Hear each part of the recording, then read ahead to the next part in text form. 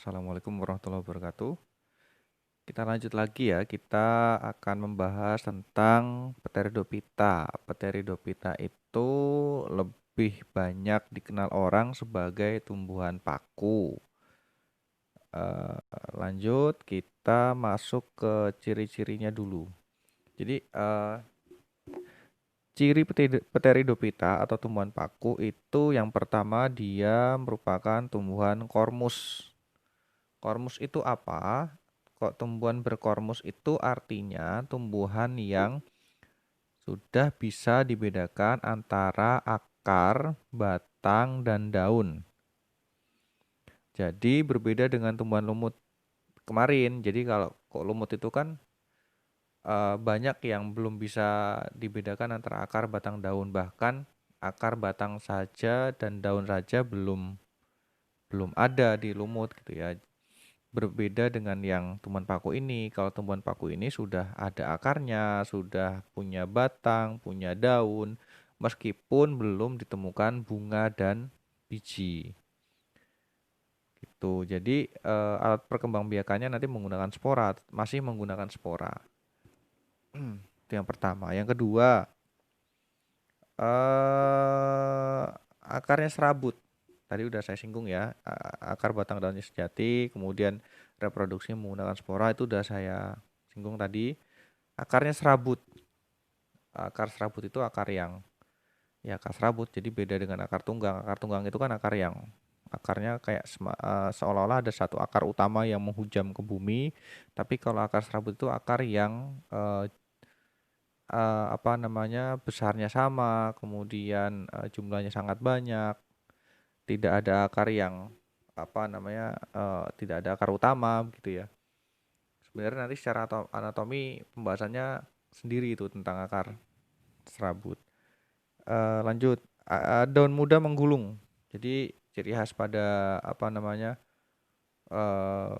tumbuhan paku itu daun ketika masih muda, artinya belum berkembang, dia menggulung.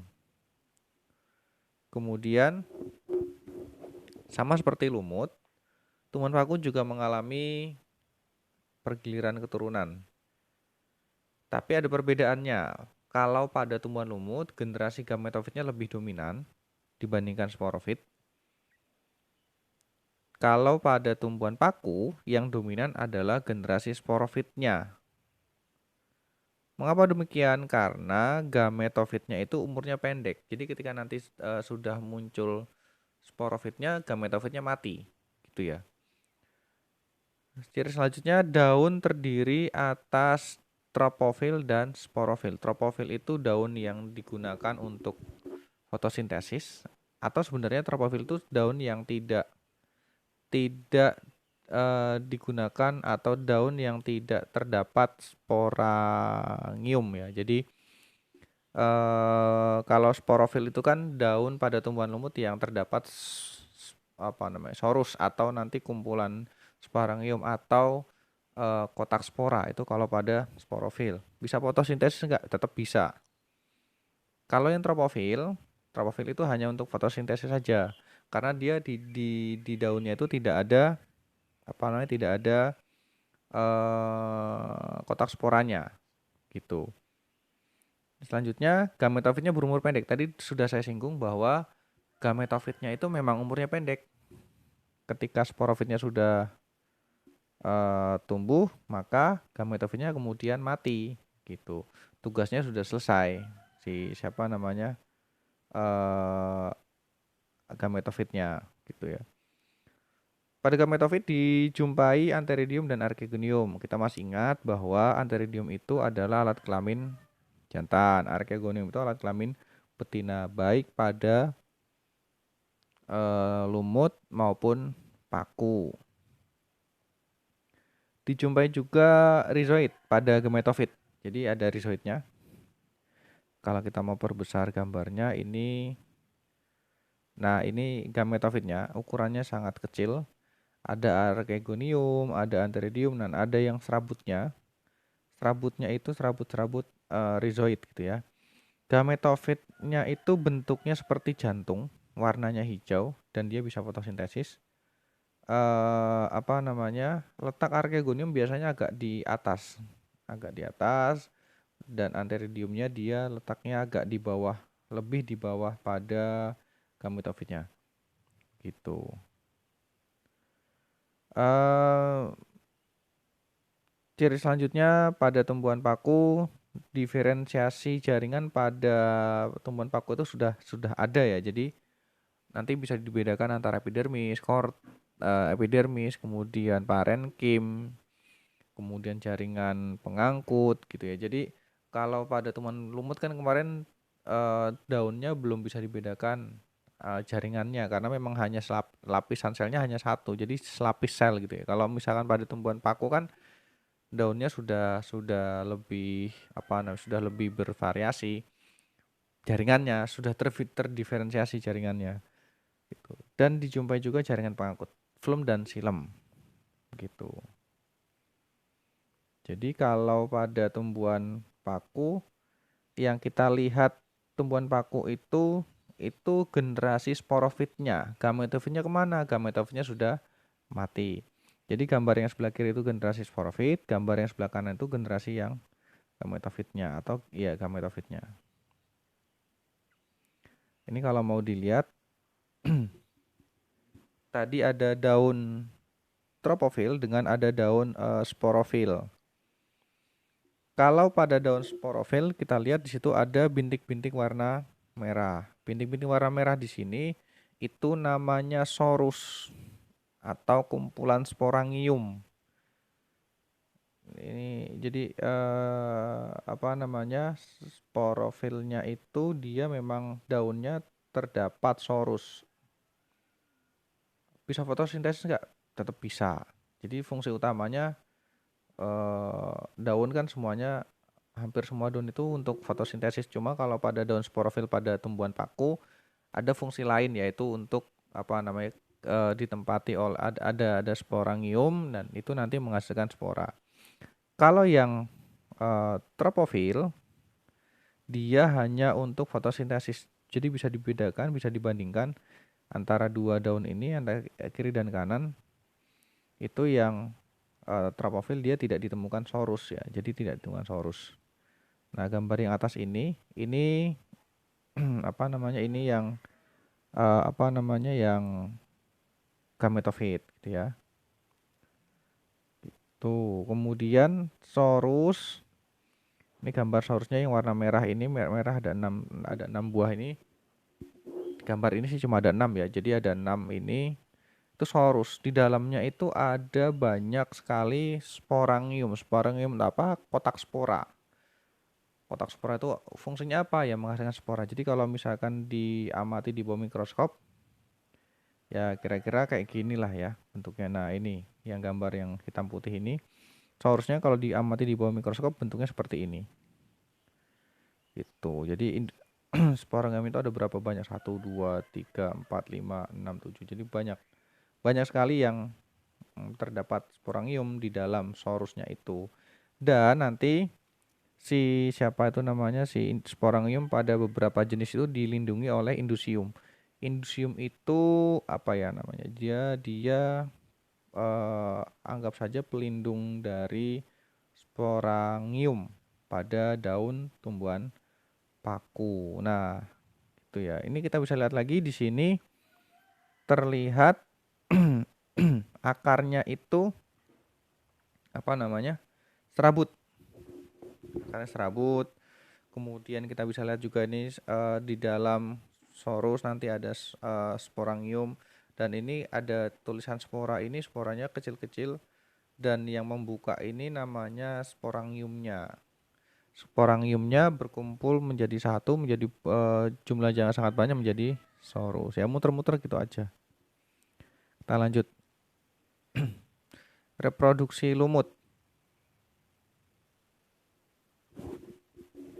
Kita lanjut reproduksi lumut ya. Reproduksi lumut itu tadi sudah saya jelaskan, dia mengalami metagenesis, ada fase gametofit dan fase sporofit. Kita bahas dulu fase gametofitnya.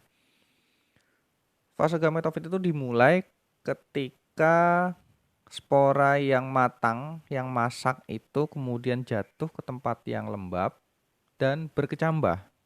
Jadi spora itu kemudian berkecambah, kemudian menjadi protalium. Kalau pada tumbuhan lumut, spora berkecambah. Nah, kecambahnya spora pada tumbuhan lumut namanya protonema. Berbeda dengan protalium, berbeda dengan tumbuhan paku. Kalau tumbuhan paku, eh, spora yang berkecambah kemudian membentuk protalium, gitu ya. Ya, protalium itu ya gametofitnya. Jadi gametofitnya namanya protalium, gitu. Pada gametofit dijumpai adanya antheridium dan archegonium yang menghasilkan sel gamet.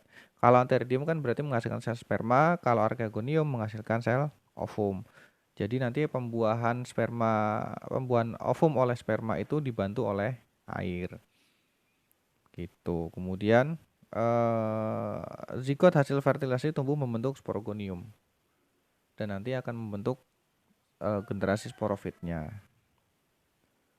Saat sporogonium tumbuh dan berkembang menjadi generasi sporofit, maka fase gametofit pun berakhir, artinya sudah mati. Jadi fase gametofitnya sudah selesai. Kita lanjut sekarang fase sporofitnya. Fase sporofitnya itu ditandai dengan munculnya tumbuhan paku itu sendiri. Jadi kalau misalkan tumbuhan paku muda dulu ya, tentunya tumbuhan paku muda dulu, kemudian menjadi tumbuhan paku dewasa. Kalau yang dewasa kan nanti sudah muncul sudah bisa menghasilkan spora gitu. Kemudian ciri dari fase sporofit itu sudah ditemukan akar, batang, daun. Jadi kalau misalnya kita bisa menjumpai tanaman paku, yang paling kelihatan tuh kayak paku ekor kuda, kemudian suplir, nah itu tumbuhan paku. Jadi yang kita lihat penampakan tumbuhan paku itu yaitu generasi sporofitnya. Generasi gametofitnya ya tidak bisa dijumpai dengan jelas karena memang dia sangat kecil dan biasanya harus menggunakan mikroskop sebenarnya. Gitu. Menghasilkan spora dalam sporangium. Jadi sporangium itu kotak spora yang menghasilkan spora. Nah, sporangium itu kemudian biasanya berkumpul atau terdapat pada satu titik. Ada banyak sekali sporangium membentuk sorus. Gitu. Kalau pada tumbuhan lumut, fase sporofit ini lebih dominan. Artinya lebih dominan tuh artinya lebih berumur panjang ya dibandingkan yang gametofit. Gametofitnya kan tadi mati ketika sudah muncul sporofitnya. Jadi sudah tidak ada lagi gametofitnya. Gitu. Kita lanjut. Nah, pengelompokan tumbuhan paku itu nanti yang pertama bisa menggunakan berdasarkan tipe sporanya. Jadi nanti ada 3, ada tumbuhan paku homospora, ada tumbuhan paku heterospora, dan ada tumbuhan paku yang tipenya peralihan. Apa bedanya? Yuk kita lihat. Kalau pada tumbuhan paku homospora, homo itu sama, jadi artinya sporanya sama. Artinya pada tumbuhan paku ini dia tidak bisa dibedakan sporanya tidak bisa dibedakan antara spora jantan dan betina karena memang ukurannya, bentuknya itu sama. Kita lihat di gambar. Ini contohnya paku Lycopodium. Yang atas sendiri ini yang bentuknya hijau muda namanya strobilusnya. Paku kawat ya, Lycopodium itu paku kawat. Kemudian kalau dilihat di bawah mikroskop, daunnya pada strobilusnya nanti bentuk sporanya ini tidak bisa dibedakan antara spora jantan dan betina karena memang bentuk dan ukurannya sama. Gitu. Jadi tidak bisa dibedakan. Kita lanjut ke paku peralihan. Paku peralihan itu dia sudah bisa menghasilkan spora jantan dan betina. Jadi pada paku peralihan itu spora jantan dan betinanya ada, tetapi bentuk dan ukurannya sama. Tuh contohnya pada paku Equisetum debil. Ini biasanya digunakan untuk tanaman hias ya di depan rumah biasanya kayak gitu. Nah, ini contoh sporangiumnya, jantan dan betinanya ada, tapi bentuk dan ukurannya sama. Ya bisa dibedakan, cuma bentuk dan ukurannya sama. Itu kita lanjut. Kalau pada paku peralihan seperti itu, kita lanjut yang paku heterospora. Nah, kalau pada paku heterospora itu paku yang menghasilkan spora jantan dan betina dan dapat dengan jelas dibedakan antara bentuk berdasarkan bentuk dan ukurannya. Jadi biasanya yang jantan lebih kecil untuk ukuran sporanya, kalau yang betina lebih besar. Nah, ini contohnya Silaginella. Kalau kita lihat apa namanya bentuknya seperti ini. Kalau secara anatomi di bawah mikroskop kira-kira kayak gini bentuknya. Yang lebih kecil tuh biasanya yang apa namanya yang jantan, kalau yang lebih besar biasanya yang betina. Jadi kalau paku heterospora itu sporanya jelas bisa dibedakan antara jantan dan betina. Kemudian apa namanya ukurannya dan bentuknya berbeda. Itu sampai sini dulu, nanti kita lanjutkan di part selanjutnya. Terima kasih. Wassalamualaikum warahmatullahi wabarakatuh.